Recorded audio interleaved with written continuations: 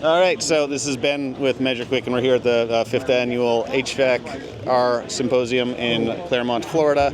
And with me today, I have two fine gentlemen from a company called Jones Services. So there's Greg Kula over here, and this is Rick Stevens. And they have a very interesting approach at being able to continuously improve their business that we haven't seen in many other HVAC businesses across North America. So you guys are a bit of an anomaly, and let's teach other people why, because you've been able to achieve things that many only dream of. So maybe we'll start with let's start with you, Rick. Is because I've talked with this guy enough. And I want to hear from you, just come up with that's good. So what's your role, and how do you use measureQuick on your day-to-day? So I'm a selling technician at Jones. I'm the only one, actually. How I use it is I use the science in it. I use the information, and I try to put it in layman's terms so I can explain it to my customer and how it's benefiting their system, giving me recommendations to give to them, or in the worst case scenario, why it's best to replace the system based on what's wrong with it. Okay. Sounds pretty practical, like actually using empirical evidence instead of just razzle-dazzle jazz hands to sell something to a customer. And how do you use measureQuick? So I'm really focusing on all the technicians in the field. So my role right now is service manager, part install manager, so I'm going between those departments. Right now, I just want to make sure when a technician goes in the home, they're doing what we want them to do. So they're actually checking the system, making sure it turns on, making sure the customer's getting what they're paying for. Whenever we do installs, we have a commissioning guy that goes back and commissions installs. We want to make sure he's actually making sure refrigerant charge is correct and everything is ready for the next 15 years of its life. What led you to actually see the value of using measureQuick as a part of your selling process? Well, it was introduced to me by Greg. It was one of those things where, do it or we'll fire you. No, I'm kidding. It took me a little while because I'm an older tech, so old school. Yeah. So embracing a new technology, it took a little while, but once I got the hang of it, I was like, this helps me sell the system by itself. It literally sells itself. So backing up what you're saying with technology that people can see and understand, it makes my job that much easier. And was there an aha moment, like where, because you basically came to it, big struggle, you had, your team was supporting you in it, but still, was there a moment where the switch flipped? I can't really put my finger on one of those, but just, when you hook into a system that's working properly and you're looking for issues, right? Let's face it, we want to make sure it doesn't break down, and you automatically get a checkered flag. It's like, I'm done. There's nothing wrong with it. But one of the things I really like about it is its integration into all of the tools that I already have. It'll hook with the field piece. It'll hook with, I can't think of the other names right now because I use all field pieces. But it connects, especially the meter. For all the electrical readings, it automatically takes all that data right from your meter, puts it into measureQuick, and gives you an electrical inspection of the system. It's a great program. And now, let's get to the interesting part, because I've heard other people say those things, but you guys actually have a process to track and then make you change your behaviors based upon actual KPIs. Is it somebody in the business that just really values continuous improvement, or how did that come to be? The fact that you guys are tracking your KPIs and you see the impact of measureQuick along the way.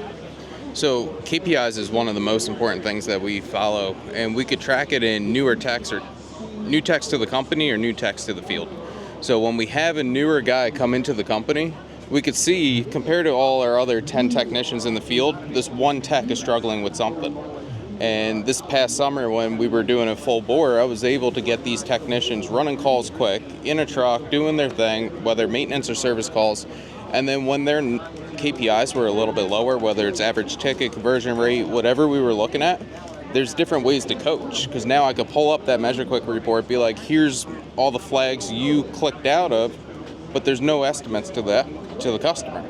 So if there's no options to a customer, it's easy to be like, well, you need training on what this means, and then we could gear some training towards that. And what are the most important KPIs that you guys track? We kind of look at a lot of different ones. Probably different depending on who it is that you're. Yeah. Okay. Yeah. But like to be tangible for some of the people that they hear the word, some people believe they're doing KPIs, but most are not. Yeah.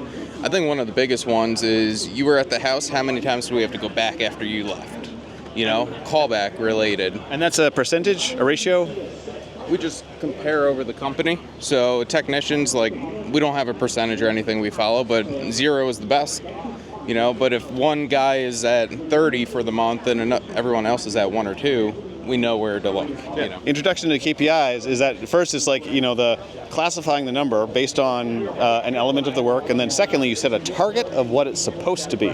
So your target is 0, and if there's a deviation from 0, then that is a flag to say that something needs to be done. Yeah, that's our focus at that point. But other KPIs that we focus on other than just callback rate and stuff is more like average ticket. When you're in the home, how many options are you even given? If it's a brand new system, there may not be any options, but there may be options because we left some older ductwork or some other components that weren't replaced. So is the technician, or does the technician even know what to offer in that situation if measureQuick shows a flag? Yeah. And that goes into just really understanding the opportunity by continuously looking at the data and then just refining that process through reflection on the empirical evidence. Yeah. And we could also see halfway through the season, if a tech is starting to get burnt out with all the hours they're working, we could see that right in their data with the KPIs. Yeah. So we could see that measureQuick saying you have all these different opportunities, but that tech is getting burnt out because he just worked the last 3 weekends. So now we know how to strategize that. Now, let's say again, the applying this to a business, what does that look like? You guys are doing your management does weekly reviews. How does that look like in your business? So I do weekly meetings with all our technicians. So all the techs will come in. We'll either talk customer service or technical every week.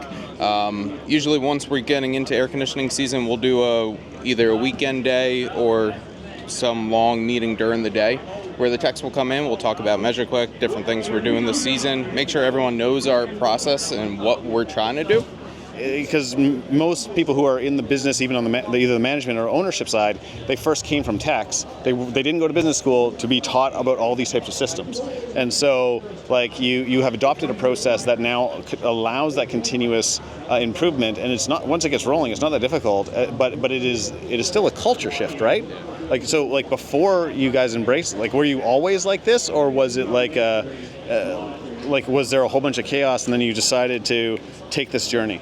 So my reason for getting into measureQuick, this was right when I became a tech. I think measureQuick was just coming out, was get into it because I had no idea what I was doing. I was getting pissed off. I was on calls all day, having my dispatcher yell at me on one ear and then my manager in the other ear. I was like, I need to figure this stuff out. So, coming to HVAC school, the symposium, coming to different shows and trade shows, trainings, whatever. But measureQuick's been awesome to be able to learn stuff quickly. You still got to learn the theory of why it's throwing a flag, but you get to get a jump on that, And so speaking of the KPIs, you have achieved some fairly, sizable changes based on your measureQuick usage. And so it was because you were introduced to it later in life, but also the company has done some measureQuick implementation. Or did you give it to him first?